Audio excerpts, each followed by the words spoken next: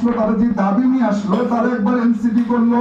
এই নাসিরউদ্দিন পাটোয়ারিকে আমি ওপেন দেখলাম ইসলামের এগেইনস্টে বক্তব্য দিচ্ছে, এখন আবার সে আবার দুই ইসলামিক একটা দলের সাথেও গেছে। তাহলে কি এইটা নতুন রাজনৈতিক বন্দোবস্ত?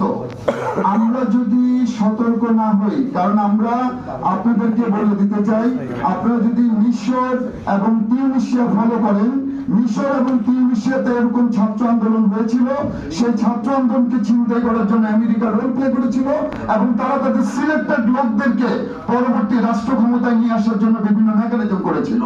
সেই হিসেবে বাংলাদেশে আপনারা হয়তো দেখতে পাবেন এই তরুণ নেতৃত্ব, এই 15-20 জনকে, যদিও তারা নির্বাচনে যোগ্য না, কিন্তু দেখবেন উচ্চ কক্ষে একটা পলিসি আনছে বা এইভাবে তাদেরকে তারা পেরিটেট করবে। এবং এই তরুণরা, আমি লাস্টে একটা দিয়ে শেষ করি, যে সেটা হচ্ছে ঢাকা বিশ্ববিদ্যালয়ের ভিপি নির্বাচনের সময় সাদিক কায়েমকে ঢাকা বিশ্ববিদ্যালয়ের ছেলেরা প্রশ্ন করছিল যে সমকামিতার ব্যাপারে ঢাকা বিশ্ববিদ্যালয়ে যে বীজ বপন করা হইতেছে, এই ব্যাপারে আপনার বক্তব্য কি? বলছে আমি অবশ্যই ভিপি হলে এই সমকামিতাটাকে আমি বন্ধ করার পদক্ষেপ নিব।